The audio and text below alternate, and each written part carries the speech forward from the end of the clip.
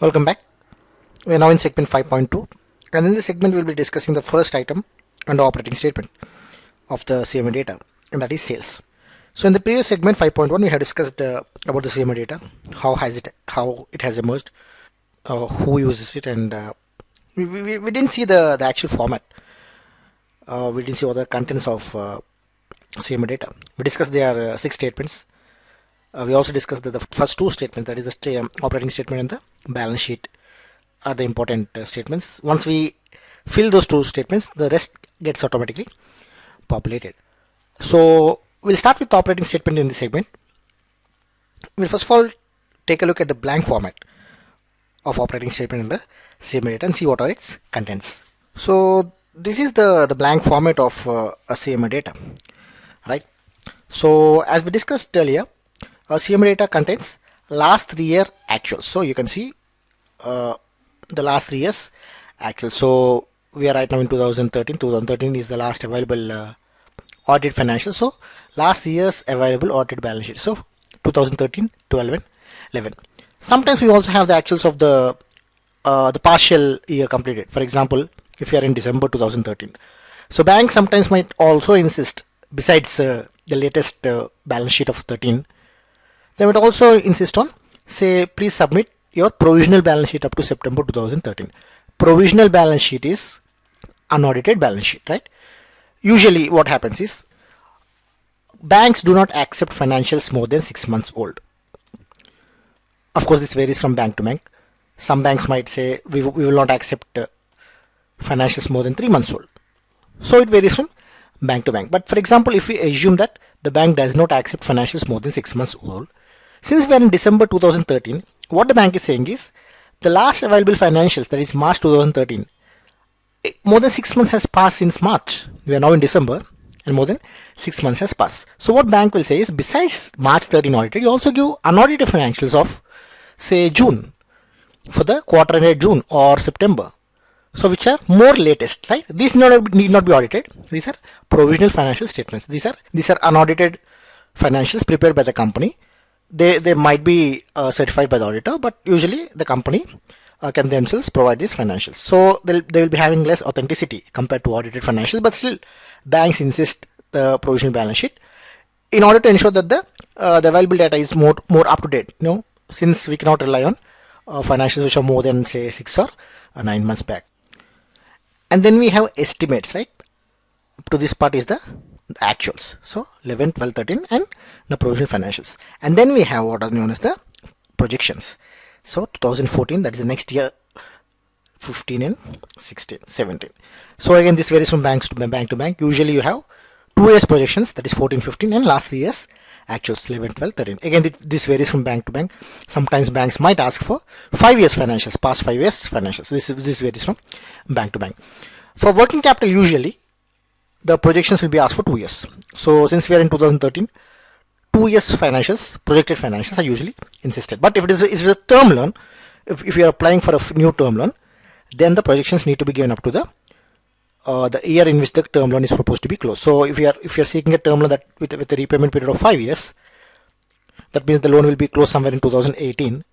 You have to provide financials till 2018. However, if it is only for renewal or enhancement of working capital, usually 2 years projections will be sufficient.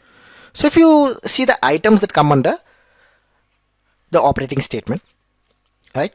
So it starts with the income broken into domestic sales and export sales. That is the first item, right? And in this segment, this is the item we are going to discuss. Then it goes on to list other items like you see the raw material. Raw material will be the next item, right? Here you can see the raw material. Then you have stores and spares, right? Power and fuel, labor, other manufacturing. We are going to discuss each and every item by item in this chapter. But in this segment, we are going to start with sales. So depreciation. Then we can go on to the work in progress, opening and closing, right? Then you can go to the finished goods, that is opening and closing. Then we'll have a selling general expenses. We have interest and financial charges. Then we have other non-operating income, non-operating expenses, provision for taxation, and then we have the net profit. We are going to discuss each item, don't worry. I'm just showing the blank format of CMA data. So what CMA data actually is, as we already discussed, it is a condensed, it is an abridged version of the original P&L account of the company. So this is the format that is suitable for bankers to analyze the financial position of the. So companies will submit, along with their application for credit facilities, they'll submit what is known as CMA data. These are the financials in this particular format, right? So this enables bank says this is the format which we want, right? Because it provides some good classification as far as they are concerned in terms of long-term and short-term liabilities, long current and non-current assets. So this is a format which is more amenable to bankers for their internal analysis, right? So since we are going to see sales in this segment, let us once again see in detail what are the entries for CMA data under the head of sales. So you have sales, so that is broken down into domestic and export sales. Then you have something called a less excise duty. We're going to discuss this also. And then we arrive based on what is known as the net sales. So the sales, that is the gross sales, right? The gross sales less excise duty, right, will give you net sales. So this is what these are all formula linked. So actually if you go on to see the formula for this net sales, which is actually a dash right now, which is 0. Say for example, once we fill in, this is 100 domestic sales, export 50, and let us say the excise duty is 10. So immediately you will see this row, right? The net sales automatically populated to 140, right? You're going to see that automatically. So the other entry we are going to see is the other income. Please note that this is not non-operating income. We have already discussed what is non-operating income. That is income that is not the core activity of the company. But this is core income, right? But which is not the main income, in the sense that, say for example, a company might be into sale of some manufactured items. Say the company is into manufacture of steel, and it is selling those items. There can be sale of other items that are, which is not the main product, that is steel, but still it is a core activity of the company. It could be some byproducts, right? This is not income from interest on FD or something like that. That is non-operating income.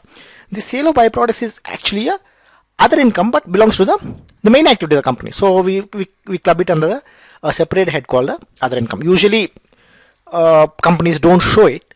You can club it under sales, the core sales. But CMA format does allow companies to present this. So sometimes companies might have something called processing charges, miscellaneous income. All these are core income. So usually you see, when you see the CMA data submitted by clients, usually what you see is a single line called gross income broken into domestic and export sales less excise duty. These are only the 3 rows you're going to see usually. So this other income, processing and miscellaneous income is something what you don't usually see. What companies do is they usually club it under the general sales, right? So whether it's other income or processing charges or miscellaneous income, it is clubbed into either it's domestic sales or export sales. So that is also acceptable. So now that we have seen the blank format of CMA data, in this segment we are going to discuss the first item, that is the sales. So we are going to discuss gross sales, net sales, excise duty, and the other income, that is the other core income, right? So we'll first of all see what is a sale. We'll see the concept of. We've discussed in an earlier chapter that sale is actually governed by accounting standard, right? There's something called accounting standard issued by ICA, and one of the accounting standards discuss about a concept called revenue recognition, right? And this is AS 9. Okay, so the accounting standard 9 determines the revenue recognition. That is, when should a company recognize it, and it is this concept which you have to actually follow. But for our purpose, we're going to have a very simple formula which is taken from AS9. So we'll define sale from now on as, so when is a sale said to be occurring? Yeah, we will say that a sale is made by a company when the ownership of the goods have transferred, right? Transferred from the company to the client, to the customer. So you have the goods, your company go down. These are manufactured goods, and then you have shipped this to the client, right? You have your customer, and you have sent the goods to the customer premises. So when you complete this process, when the goods are sent to the customers, so what actually is happening in effect is the ownership is transferred, right? The ownership is transferred from the company to the customer. So from now on, these goods are under the possession of the customer. The customer is free to use it as per his requirement. So the ownership has been transferred from the customer to from the company to the customer. Please note that we are in no way discussing about the amount. This definition is not concerned about the amount. We are not saying whether the customer has paid the amount, whether he has paid 100% of the amount or 50% or completely 0%. It is a totally credit transaction without any advance. So we are not concerned about the amount paid by the customer. This is in line with the accrual concept of accounting, which we discussed in earlier chapter. We said that in accrual system of accounting, the actual flow of cash is immaterial. What matters is the actual event. So in this particular transaction, we are defining the event, a sale event, to be occurring when the ownership of goods has been transferred from the company to the customer. That we are only concerned with the transfer of ownership. We are not concerned with the movement of cash. So from now on, define sale as any transaction that occurs when the ownership is transferred from the company to the customer, irrespective of the payment made. The customer could have made 100% payment, that is completely cash payment, or 0%, that is completely credit transaction, or something in between, like 50% advance, 40% advance, immaterial of the payment terms. We define sale as a transaction that occurs when the ownership of goods has been transferred from the company to the customer. Having learned what is a sale, we need to learn that there are two types of sales, right? There are two types of sales. One is a cash sale, the other is a credit sale. Sales can fall somewhere in between. Like when we speak of cash sale, we are saying that 100% of the amount is paid. For example, if the product costs 10 rupees and the company has paid the entire 10 rupees, it is known as a cash sale. If the company hasn't paid anything, it's known as credit sale. The payment terms can fall somewhere in between also. Like the company might have paid only 5 rupees. Right? This is an advance payment. Right?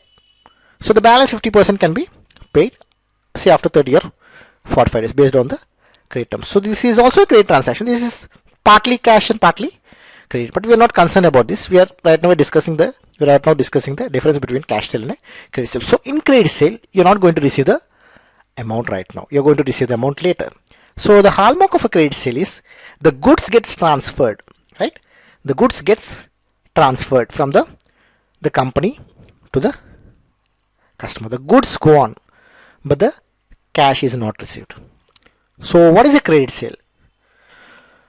So a credit sale is similar to your credit card transactions. So if you have a credit card, you can purchase, you can go to a shopping mall and purchase clothes or any items you can purchase without paying cash. Cash is not going out from you. You're just swiping a card and taking delivery of the goods. So the ownership is transferred from the shop to you, right? The ownership of the goods. For example, if you purchase clothes, you can take the clothes from the shop. The same day you can go and wear it, right? Nobody's stopping you. But what about the cash? You're not paying the cash right now. When are you going to pay the cash? So when the billing cycle happens and the credit card due date comes, maybe after 20 or 30 days, then you're going to pay the cash. So for this period, for this 20 to 30 days, your cash is not spent. So you could spend this cash for any other purpose during this 20-30 days. You're getting credit. What actually is credit? Credit is nothing but delayed payment. But this delay is not from your side. This delay is allowed by the company, right? The company is, in this case, your bank, right? It is allowing you to delay the payment by a certain number of days. So what is the advantage of credit sale? In the sense that you as a customer, had you paid cash immediately, say for example the clothes has cost 1000 rupees, so immediately 1000 would have gone out of your pocket. But by making this credit transaction, 1000 rupees is available to you for 20 to 30 days. This you can spend it on any other purpose. So after 20-30 days you have to make the payment, but till such time you can make use of that amount for other purpose. So this is extremely vital in case of companies, because a company has to make a lot of payments. A company has a lot of payments and obligations. So credit allows, this delayed payment allows the company to spend that funds elsewhere, right? So why do companies offer credit? Companies offer credit due to competition, right? Take for example, you are new to the market, right? You are new to the market. You are a trader in, for example, a cement.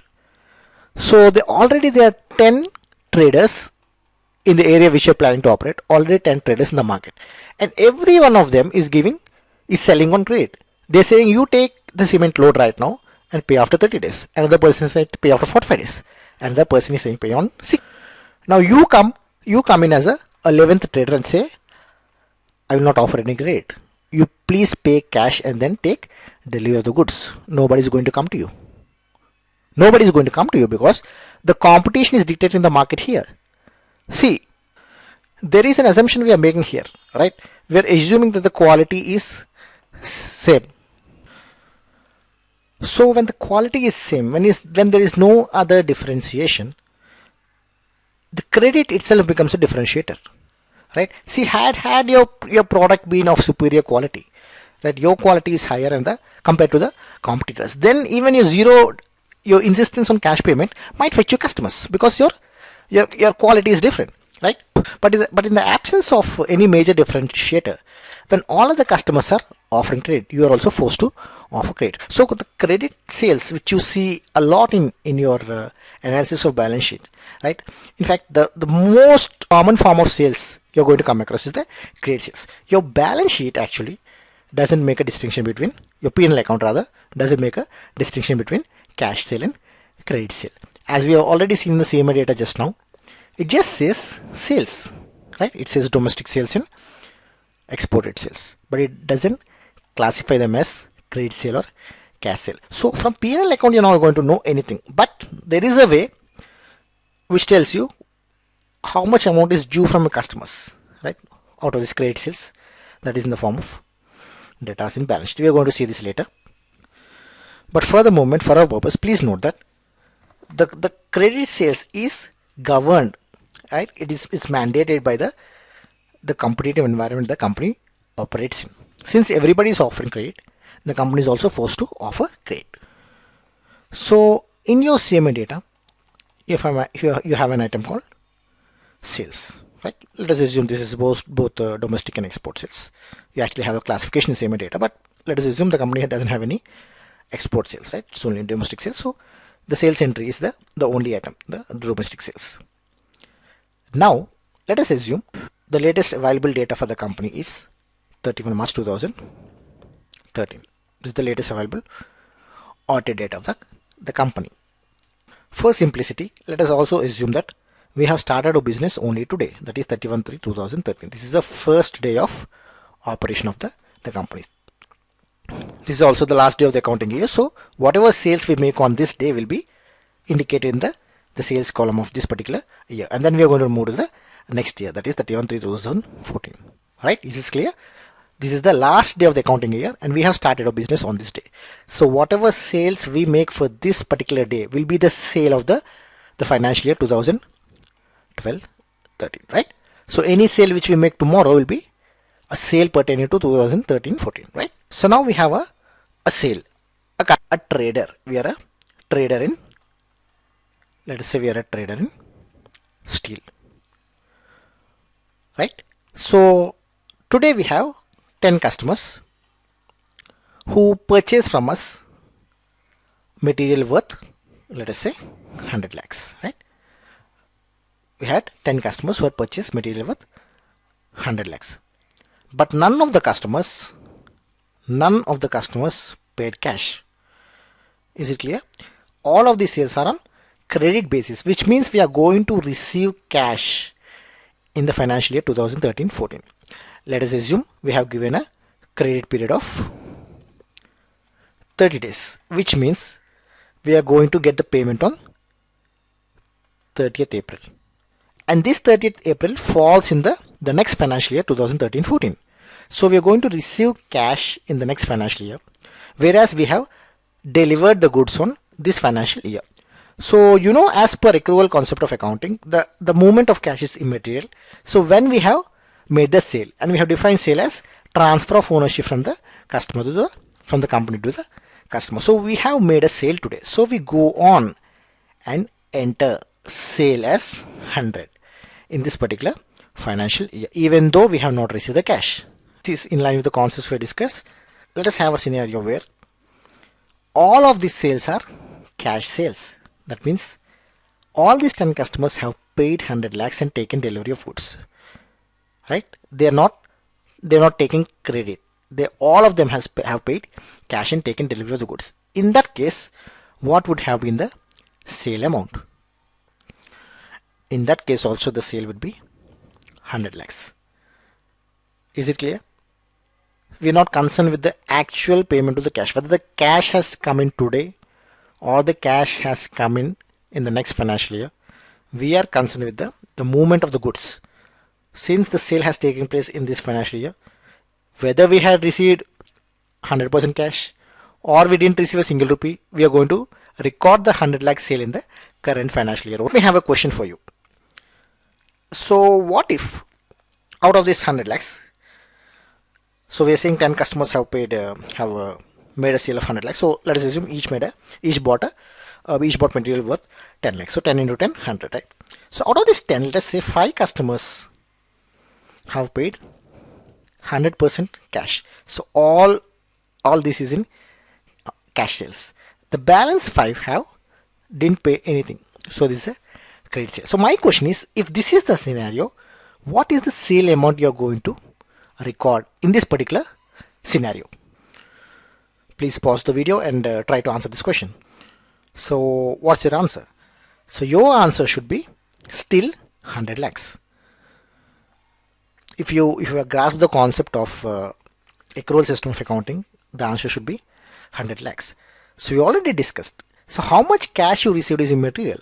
Whether you received 100% or 0% or 50% is immaterial to us. We are not at all worried about the payment, the movement of cash. All we are concerned is the movement of goods. So in all these 3 scenarios, that is scenario number 1 where the entire sale was on credit basis, scenario 2 where the entire sale was on cash basis, and the scenario 3 where it was part credit and part cash. In each of these 3 scenarios, the goods have been moved to the customer premises. See, the difference in these 3 scenarios is only the receipt of cash. How much payment was made by the customer to the company. But all these 3 have something in common. The goods have already been taken possession. The possession of the goods have been taken by the customer. The goods have been transformed. The ownership of the goods had been transferred from the company to the customer. That being the case, it doesn't make any difference to us whether the payment was made in advance or it was a completely cash sale or it was a completely credit sale. It doesn't matter, right? So in each of the 3 scenarios, we go on and record the sales as 100 only. Now please make sure that this point is clear to you. This is what you're going to define sale as, right? Sale is made when the ownership of the goods is transferred from the company to the customer. I'll now introduce you to another concept called debtors. Please note that this is an item that appears in the balance sheet. We are now discussing item by item in the P&L account.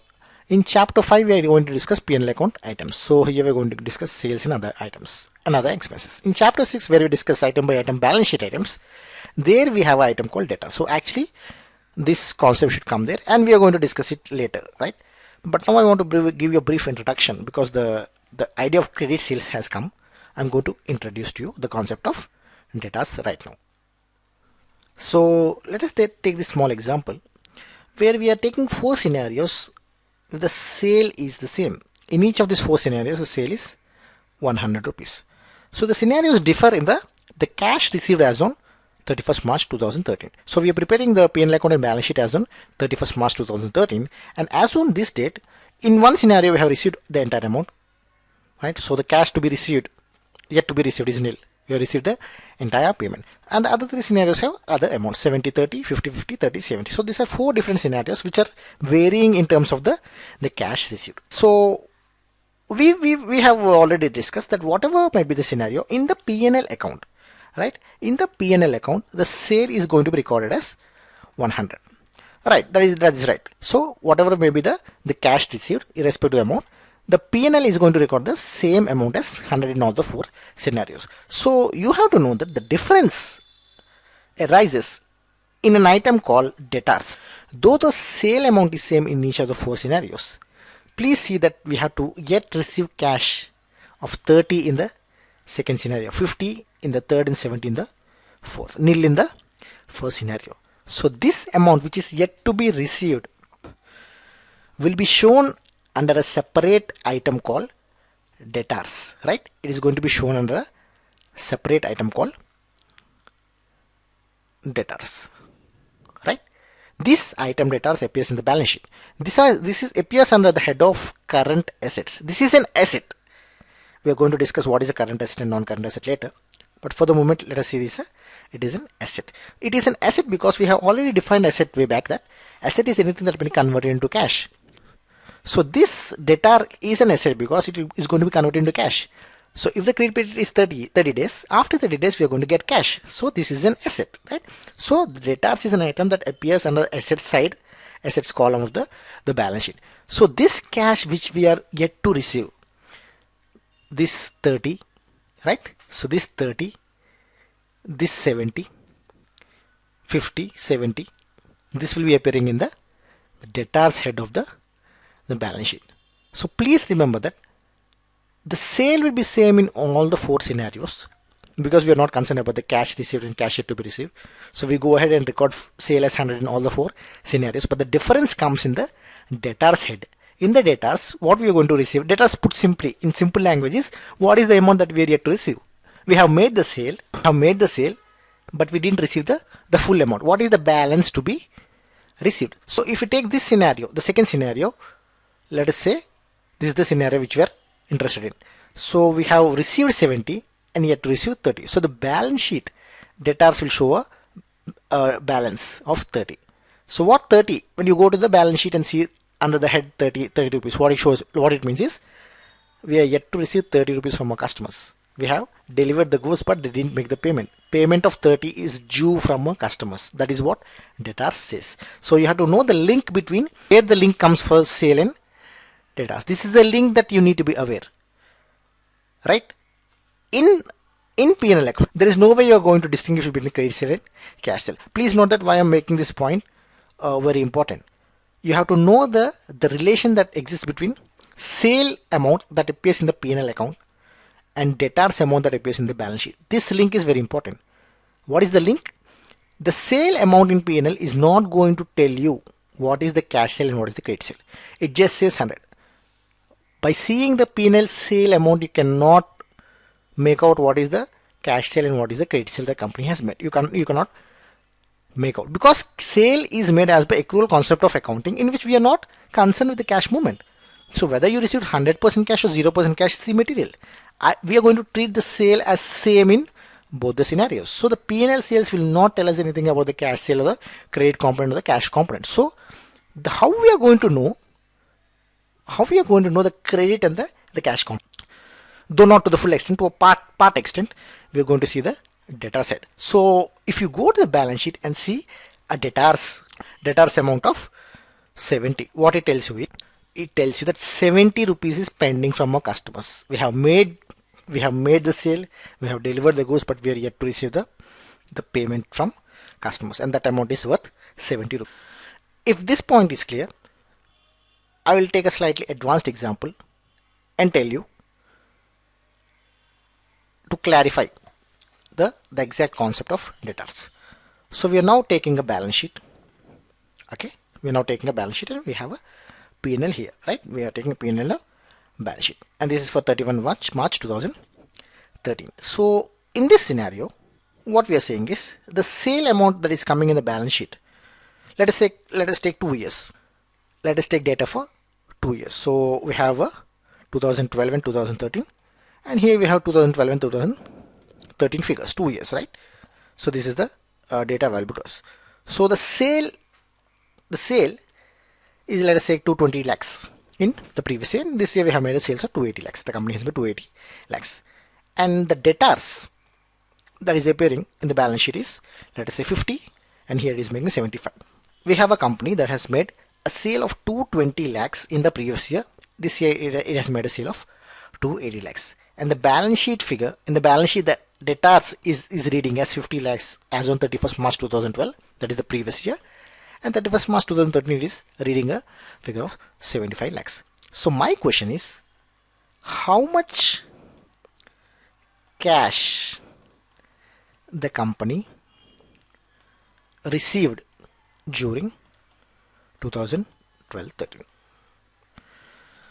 So if you are absolutely clear about the concepts we discussed so far, this shouldn't be a big issue to you. But anyway, you can pause the video and try to work it out. But we'll see what is the answer.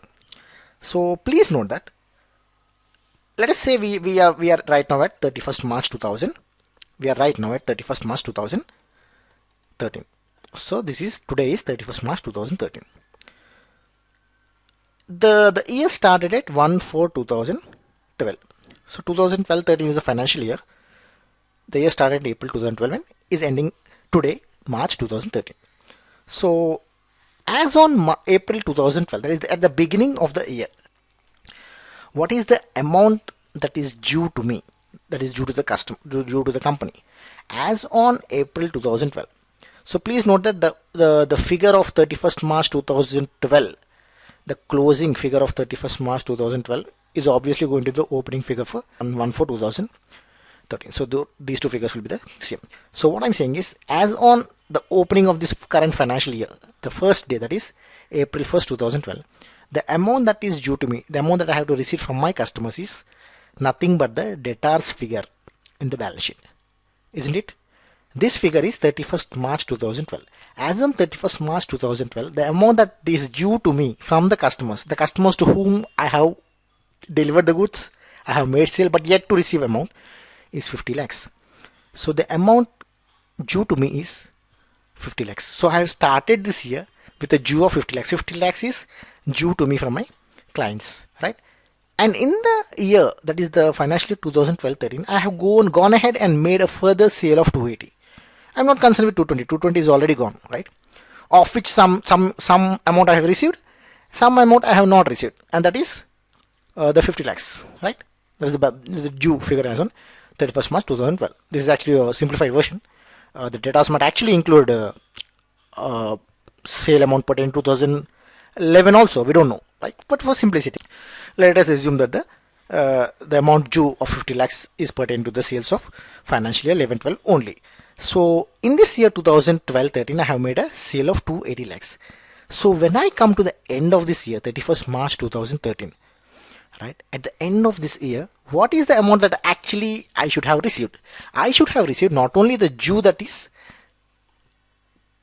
due of the past year, right? This due is pertaining to sale of 2011-12. So not only the past due, but also the sales that I have made in this year, that is 280. So I should have received 50 plus 280, right? So please listen how we are going to get this. This figure is 330, right? 50 plus 280, 330. From where did we get this 330? Please be very clear. We have started the year with a due of 50 lakhs from our customers, right? This due is reflected in the 2012, 31/3/2012 debtors.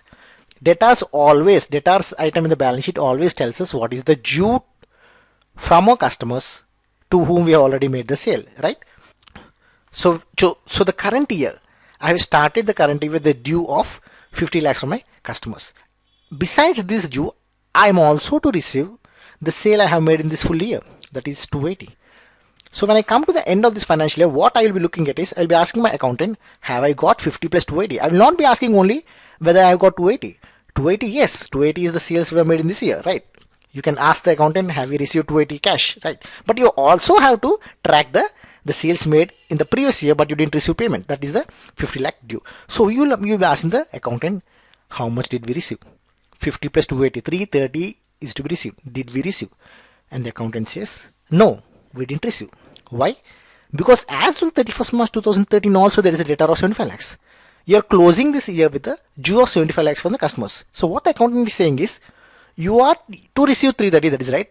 But still there is a balance of 75 lakhs from the customers who are yet to pay. So actually what you have received is only 330 minus 75. Now is this point clear? That is 255. So please note that how we are getting this 255. Please be very clear, because this is a concept going forward. You are going to revisit this very frequently. The actual cash, if you want to know the actual cash movement, how much cash you have received. I'm not saying how much sales you have made. The sales you have made is already available from the P&L account. but this has nothing to do with the cash movement. But if you want to know how much cash you have received from the sales you have made, right, what you have to do is during this year. So if you want to know what is the cash you have received from sales in this year, you have to know the opening debtors, the closing debtors, and the sales for that year. So the cash received from sales in a year, let us say this is 2012-13. If you want to know, this will be worked out as opening debtors. This is available in the balance sheet as on 31/3/2012 plus, right, sales in this appears in the P&L account, right, 2012-13, right.